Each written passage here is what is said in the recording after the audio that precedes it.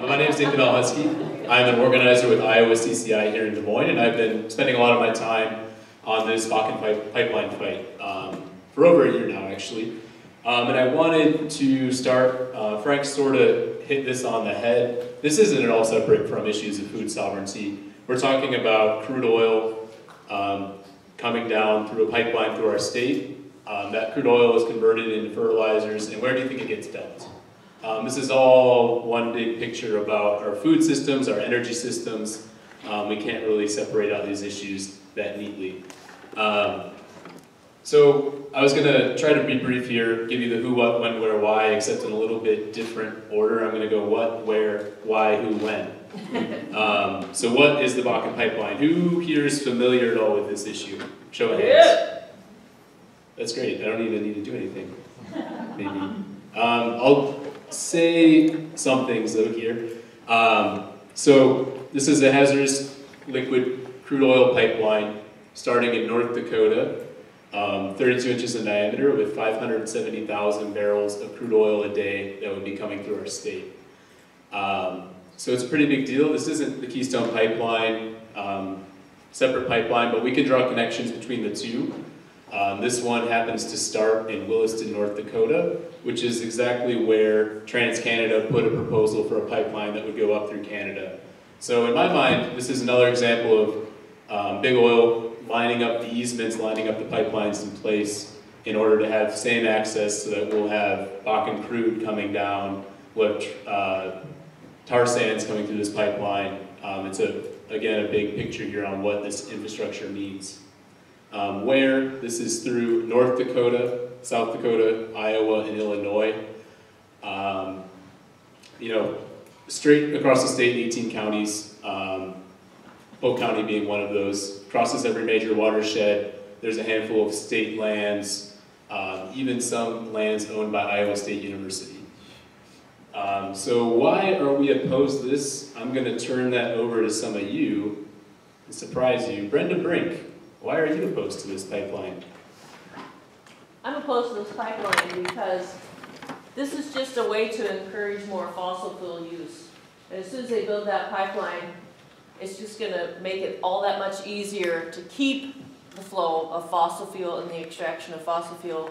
And we all know what that means, and that means more climate change, possibly to the point of no return. And the other thing is, just on a very local level, it's supposed to go within about a half a mile of our place. There's no reason that this for-profit company needs to get a permit to do eminent domain and take people's land without their permission for their own profit, and there's not enough safety regulations to prevent any of this because we know they will spill. That's beautiful. I think of like three different categories of ways that, or reasons why we're opposed to this, right? Brenda just covered two of them at least. The first being climate change and talking about energy infrastructure and the choices we make as a country moving forward. This is the energy infrastructure of the past, and we need to move beyond this to renewables that actually create jobs in our communities and build wealth in our communities. And this pipeline does the exact opposite of that.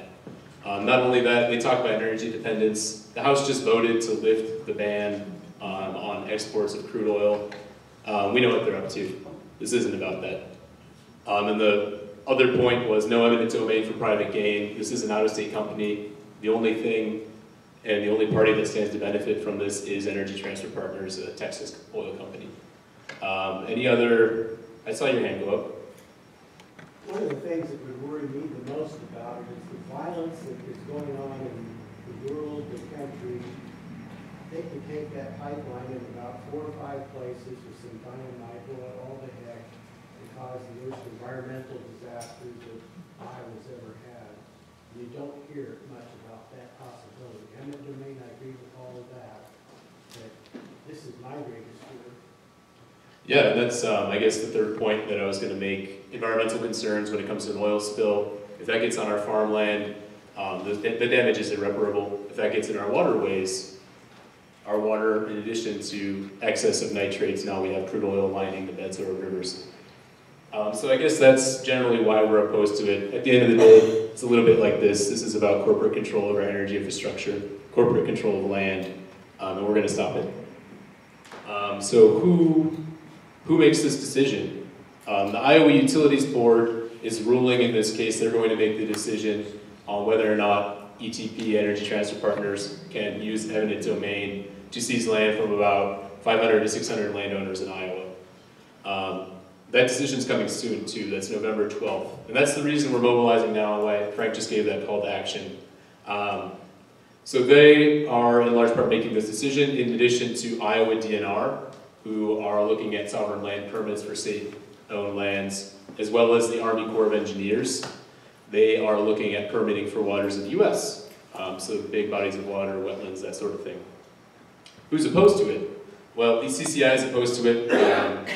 We also have friends across the state and across the region who are fighting alongside us. So that's the Bakken Pipeline Resistance Coalition. That's groups like Physicians for Social Responsibility, the Science and Environmental Health Network, Occupy the World Food Prize, dozens of other organizations, in addition to partners in South Dakota who are fighting valiantly, and friends in Illinois. When will this decision be made? Like I said, November 12th is the big public hearing. That's when all of you will have the opportunity to head up to Boone, Iowa, to go to this public hearing and have your voices heard before board members of the Iowa Utilities Board. We have some actions coming up before then, the main one being on this Thursday. I'm going to talk about a little bit more at the end of this. And that's what I mean when I talk about this is a good opportunity to get involved in this fight, right? This board hearing is coming on the 12th, but we have an action this Thursday.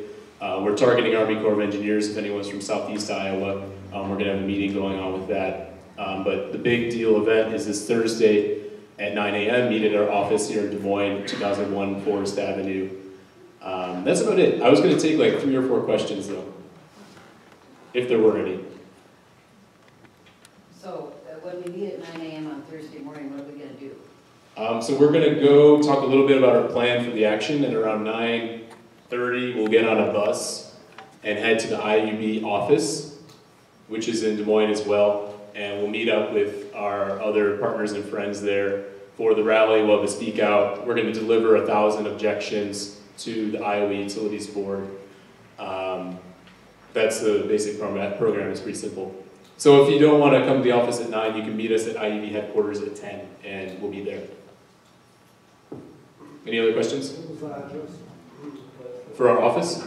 That's 2001 Forest Avenue. Is 2100 actually, not 2001? They're the same. 2001. 2001, I think. Yes. Anyway, I have some postcards that I can give you all. I'm going to... Yeah, you already have one. Great. I'm going to end here and try to get you all on your feet, if that's all right. I'm going to ask 3 questions, and I want you to stand up if you're willing to do this.